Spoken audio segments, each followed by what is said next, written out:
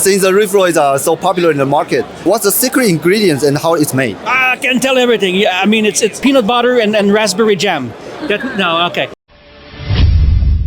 Hi everyone, we're in Reefapalooza in LA, and here is with Phil with PolypLab. Hi everybody, I'm Phil. Since the PolypLab products has been well seen in Taiwan and worldwide everywhere, we have some questions for Phil. Can you tell us about the origin of the PolypLab? What inspired you to start the company and focus on reef aquarium products? Yes, well, I started the aquarium industry way back in 2000. 5 to 6 years later, we just got introduced to feeding external food to animals in aquariums, corals especially, and it was not something that was mainly accepted over the community at that time. So we had to work hard to make sure that it was something that was sustainable and it was actually working, right? It went well and we bought the company in 2010. Now it's going to be 20 years. Makes me hope a little bit. Since the Reef-Roids are so popular in the market and corals love it, what's the secret ingredients and how it's made? I can tell everything. Yeah, I mean, it's peanut butter and raspberry jam. Okay. The secret is to have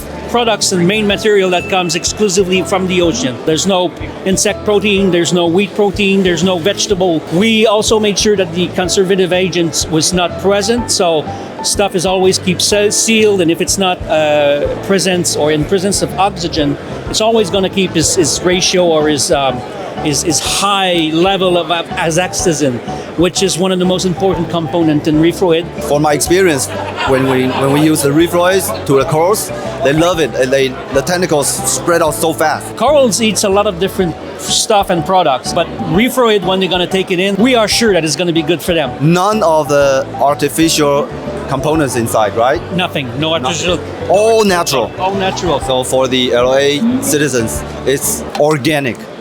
Totally organic, totally healthy for the corals. And as we know, we can use the Polyp-Booster with the Reef-Roids, and how to use them in a proper way. Well, Polyp-Booster initially was engineered as a feeder triggering response system. The idea or our goal was to make sure that the coral will take as much food as possible that there is available in the water column due to the way that they feed, right? By 5 and 15 minutes before feeding any coral food, you're going to be able to start this process of feeding for them, saving energy for them, and also making sure that it's going to take more for the time being that the food's going to be in the water column. It also contains 20 amino acids and 12 fatty acids included into the package, which is the building block for anything that's going to go around the coral, like the bacteria, the viruses, the fungi that now exist, and to take care of the microbiome. So very good stuff, very concentrated, and just a few makes all the difference. How many dosage should I use in the tank? We always recommend maximum to start with twice a week. Each aquarium is unique, so one needs to use the product and see how it's going to go. If you have no corals and you put too much of a product, like anything else, it's not absorbed, it's going to create something that you don't want to have, phosphate or nitrate. But if you have a food that you're going to add to your tank and it's never going to create phosphate, it's not a food. Phosphate is naturally in the food. You just have to be sparse and use only as needed, and you're going to have for a long time, save money, and have great results. That's the key with Reef-Roids. Because we sell Reef-Roids for a very long time. Before it was a plastic bottle, but why you change it to a plastic bag? Why? The official reason, using a bag will use 85% less plastic than using the PVC or the bottles itself. Clearly, there's customers, because of the bag, sometimes it's less convenient. But in regard of the environment, we would not be a company in the ocean field if we would not take care a bit of the environment. And that was important for us. Better reason of it is that we started to sell a lot of Reef-Roid around the world. We used to pack the Reef-Roid by hand. So we had 10 employees that were just pouring the Reef-Roids and waiting, and then we have to clean everything up with systems of high intensity system of filtration because it's very, very powdery, right? Dusty. Yep. So now with the machine, that doesn't happen anymore. And we can pack 1,000 of these a day. So it's eco-friendly, and in the same time, it's convenient for you to produce. Exactly. Sorry to be honest, but it's the case. It's more convenient. As an example, to make a thousand Reef-Roids into a little pot, we would need 10 employees in a week. That's gonna do it in the day. I think it's more stable when you pack like this. Absolutely, because it's sealed.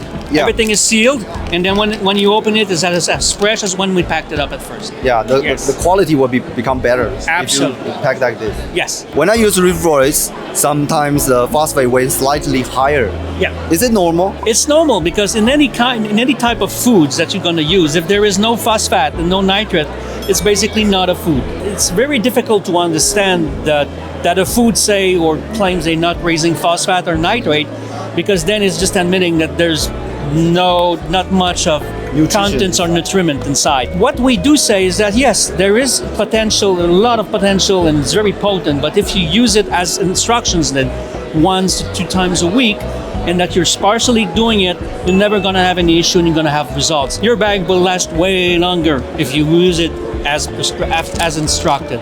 You can put all the way you want and you're gonna use more stuff to remove PO4. What we don't understand is as of today's trend is that people will add PO4 into their tanks. Yeah. Come on, just do a right nutrition, add Reef-Roid properly and with good nutrition. I don't understand. Is it a problem to have PO4 or not a problem? So that's the question. So nowadays, some people add PO4 in the tanks. But if we use Reef-Roids, you can feed the corals and you can let the PO4 higher a little bit. Yes, absolutely. And corals need PO4, right? Don't get me wrong. It's getting a little bit more tricky with stony corals. But at the end of the day, coral growth inhibition with stony corals, you need PO4 to be higher. And if you use too much of food, of anything, frozen food, fish food, all food, then you cannot just blame it on one product if you use it properly. So it's very important to make sure. And if you have to add PO4, I don't know what to say. Another question is that so far as I know, Medic is a treatment for itch in core tanks. But some of our customers told me that the fish still die because of itch when they use that. Yeah. And I think maybe we did something wrong, or is there any suggestion to use Medic to make it more effective? Medic is a product that will help in managing an ick situation, an ick issue. Having an aquarium with ick is actually a problem that comes with many different aspects of your aquarium.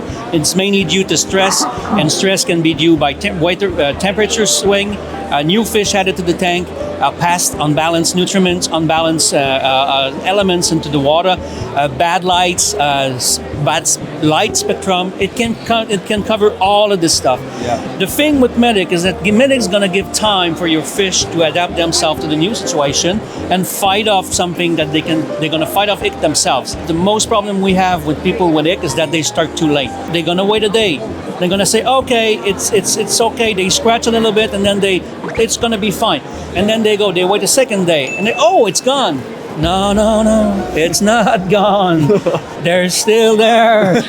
And on the third day, well, it's not funny because on the third day, then you see all the fishes with ick.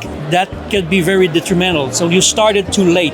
As first sign you see of ick, which whether it's a fish that's going to scratch on rock, you should use a management system that's going to help you to tack on Medic. You could use water temperature to lower higher salinity, lower temperature, using an ick management product like Medic. Make sure you find out what caused the stress issue. If you don't remove stress, you're still gonna have a problem. Is it like a support product? Absolutely. It's not a medicine, right? It's not a miracle, and it's not a medicine. It's not a miracle cure. It really has to do with the ick management system. So if we use like UV lights to reduce the itch, is that useful? It's useful, absolutely useful. You want to use it for the time periods that needs to be used, not too much, because you don't want to remove beneficial bacteria and beneficial microbes on the way you go. So after a situation in which you're successful, it's always a good idea to run activated carbon into your aquarium to remove the excess DOC and to make sure that your water is polished and in good condition for continuing new bacterial fauna. And I see the instructions on the Medic. It suggests that we use the carbon after the Medic. Never in the same time. So why we have to use the carbon after we use the Medic? The carbon will remove all the dissolved organic carbons that are left. Whether it's going to be a fish that are suffering, fish that are that may have died, and sometimes it happens. And the fact that there is some bacteria and some fauna of the microbiome that's going to suffer from this, from using a management product to make sure that everything goes sweet or goes smooth. So using the carbon is going to help to get stuff that could have degrades and material you didn't want to have away from your tank. You've mentioned that Genesis Rock is so popular these years. And what's so special about the rock itself and with the rack? There's three very interesting things about the new Genesis Rock and the rack itself. The Genesis Rock itself it's a low footprint with a huge surface area to get all those bacteria going in and out, to install themselves and be comfortable and do their job of actually populating your aquarium with the beneficial bacteria. It's not going to disintegrate also into your aquariums over time. It's not going to get mushy. Sometimes it disintegrates into a white mush. Yep. The products are efficient even if they disintegrate over time, but cleaning them can be a problem. And it's all about this. We wanted something that is a biological media that will be neat and easy to clean and easy to actually use, right? So with the rack itself, we have those racks which include 4 of the rocks at once in the rack, and the racks can be installed or can be set up as an aerobic rack when you remove the track for filtration and for flow, or you can transform it into an anaerobic situation by lowering the flow that goes into them. You can put it on the side of the sump somewhere, and when you need to clean it to get it up, you get the rock out a little bit, put it back in, and that's it. It's all ready to go. Yeah, really easy, really easy, simple. really neat, really clean, and it's on your sump. And I think that people like when the sump looks organized and looks clean. That was a really good idea. For example, if somebody wants to have more surface and more rock, you can just stack them up together. I know something before, and it says if it's leave in the sun for a long time, the aluminum will leach out. Is this the same too? There is some products that are whitish in color that is going to leach a little bit of aluminum. That's not because of the product itself. It's because of the way it is, but it's in the way that it's the bubbles or the material is made porous, right? In the case of ore material or rock, they're all made of ceramic, of little very small beads of ceramics that are hardly at high temperature cooked and get all together, which create this huge surface area. And these never gonna go and disintegrate and will never leach any kind of aluminum because there's no aluminum that comes in the production of this material. It's already safe. With all confidence. Totally reef safe. Absolutely, yes. For beginners in Taiwan interested in starting a reef tank, what's the advice you will give on using the PolyPlab products to achieve success? First advice would be don't be afraid to ask questions. Go slowly but surely, and results gonna come. That would be my advice for any new beginner. What's your message to the Taiwanese audience and the global reef keeping community about why they should choose PolyPlab for their aquariums? Because it's the best stuff in the world. But we've been specialized for years. We don't have that much SKU that we offer. We don't do 1,000 kinds of SKU, but we specialize in being the best in what the stuff we do. And that would be why people should use PolyPlab in their aquarium. Yeah, maybe that's why in the US coral community, maybe the PolyPlab Reef-Roids sells the best. Yes, Yeah. yes. Results brings a lot of positive things. We would not be selling PolyPlab for 20 years if the result would not be. Yeah. Okay, thanks Phil for sharing those good information with us. Thank you very much. Yeah, and hope you can sell more. Yeah. Yeah. That's all about PolyPlab and the Reef-Roids and other products. And hopefully you like their products. You can get the products 下面的连结。OK， 那就这样。那以上就是我们在 Reefapalooza 的这个 LA 的这个访问。那谢谢 Phil 跟我们的这么多的分享。谢谢大家，下期见。